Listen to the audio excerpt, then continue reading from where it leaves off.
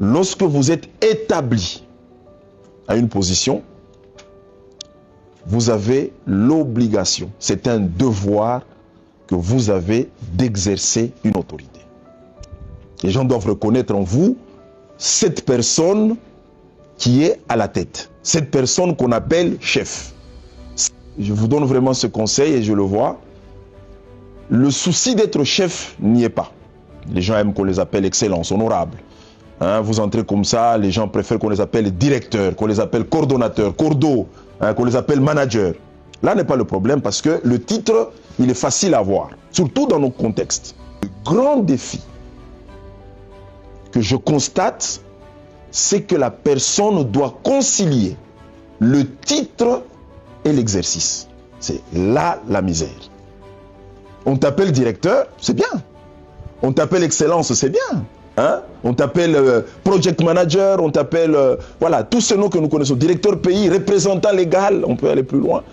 Mais le problème, c'est que il faut qu'à un moment donné, tu arrives à exercer et refléter l'autorité du titre que tu portes.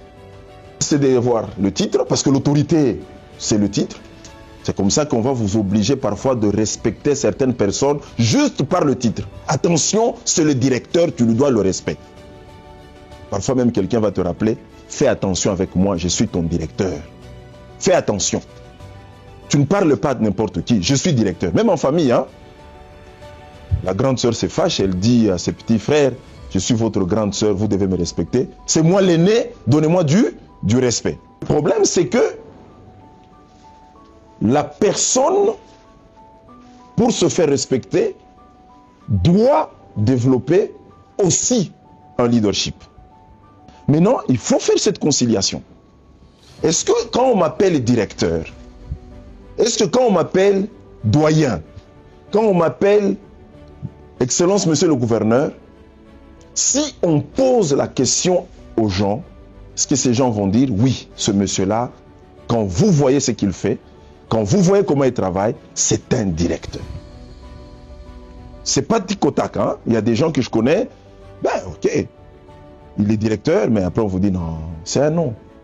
Si vous voyez même la manière qu'il gère une réunion, si vous voyez la façon dont il se comporte, non, c'est pas ça un directeur. Mais il y a d'autres aussi, c'est l'inverse. Alors que le monsieur n'est qu'un chef de service, alors que le monsieur n'est qu'un secrétaire, on vous dit, mais ce monsieur, quand vous l'écoutez, quand vous parlez avec lui, cette dame, quand vous l'écoutez, quand vous parlez avec elle, vous vous rendez compte que vous avez quelqu'un qui est un directeur dans la tête. N'est-ce pas? Ça, c'est le premier élément.